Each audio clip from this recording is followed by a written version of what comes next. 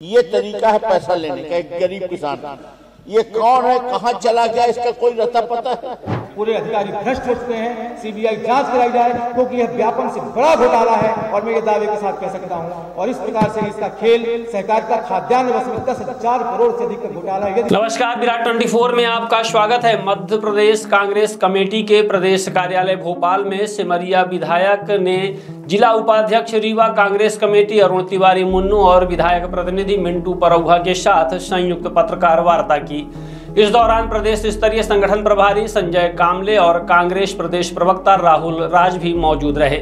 Press conference में सहकारिता विभाग में कथित रूप से सामने आए बड़े घोटाले को लेकर गंभीर आरोप लगाए गए। ये तरीका है पैसा लेने का। एक गरीब किसान, ये कौन है, कहाँ चला गया, इसका कोई रता पता है? कुछ नहीं। ऐसे ऐसे करके लाखों करोड़ रुपए, हजारों करोड़ रुपए इन किसानों के खा लिए जाते हैं। विधायक सिमरिया का दावा है कि सहकारिता और उपार्जन प्रणाली में हुआ यह घोटाला व्यापम से भी बड़ा है। उनके अनुसार सिर्फ रीवा जिले में ही लगभग 10,000 करोड़ रुपए के लाल पर्ची घोटाले के प्रमाण मौजूद हैं। पहाड़ी ब्रांच डभौरा का मामला इस पूरे घोटाले की सबसे बड़ी कड़ी बताया गया। प्रेस वार्ता में कहा गया है कि यह भ्रष्टाचार सिर्फ स्थानीय स्तर तक सीमित नहीं है, बल्कि ऊंचे पदों तक इसकी परतें जाती हैं।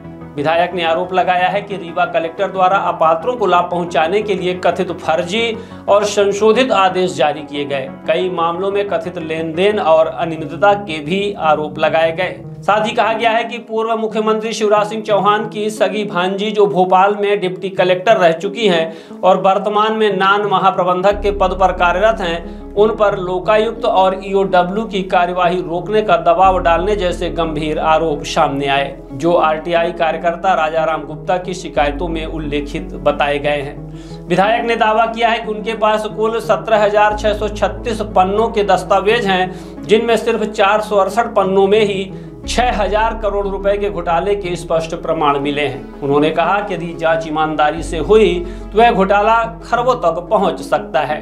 प्रेस वार्ता में यह भी कहा गया कि राज्य और केंद्र सरकार के कई स्तर इस खुलासे से हिल सकते हैं। विधायक का कहना है कि कुछ चुनिंदा ईमानदार आईएएस अधिकारियों को छोड़कर जांच एजेंसियों पर भरोसा करना कठिन है।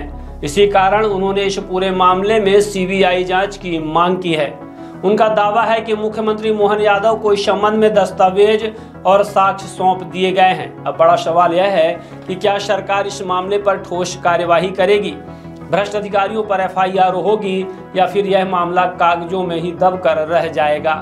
जनता की निगाहें इस पर टिकी है। हमने सच बोला, जो कागज बोले, एक भी बात अपने से नहीं बोली गई।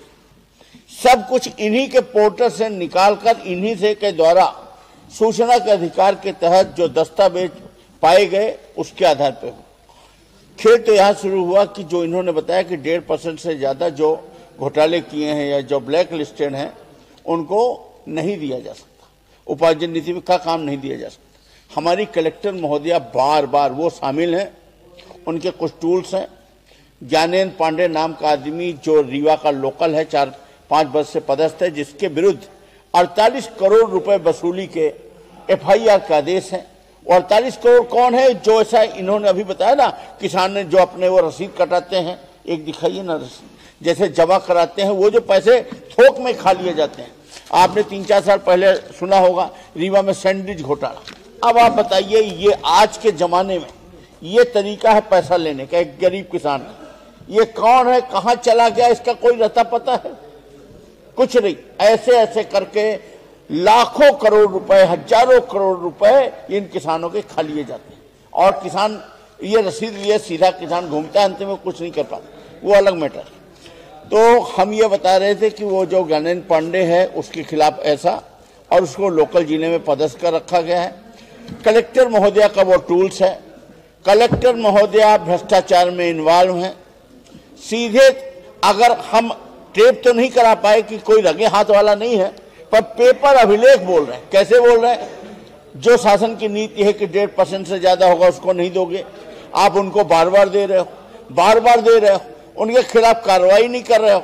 शासन की नीति है कि समूहों को, महिलाओं को दो, आप उनको उपार्जन का काम दो, कम से कम जो एनआरएलएम के समूह हैं, अगल बगल के जिले बने हुए हैं वहां दिए जा रहे हैं, वहां पर उनको काम दिया जा रहा है और उन पे कोई भी सभी तो वो उनके समूह ब्लैक लिस्टेड नहीं हुए, इसके बावजूद उनको न देना, इन पे कार्रवाई न करना, ये सब चीजें अपने आप में प्रमाणित कर रहा है कि इनका इन्वॉल्वमेंट है। और सबसे बड़ी बात तो अत यहां हो गई कि किसान जो अपना सब कुछ दांव में लगाकर अंत में अपना मेहनत की गाड़ी कमाई बेचता है, और वो उसकी आज ये स्थिति है कि अगर रीवा जिले में मुख्यमंत्री जी का दौरा होता है तो उसको एक रात पहले घरों से उठा लिए जाते हैं और उनको थानों में बंद कर दिया जाता है कि मुख्यमंत्री जी के सामने न चले जाए, शिकायत करने न चले जाए, और वो ये प्रताड़ना भोग रहे हैं। वो किसान खाद के लिए लाठी खाएं, कर्ज लें, सब करें, और के ऊपर समिति का शॉर्टेज किया गया या गबन किया गया। शॉर्टेज शब्द जो है वो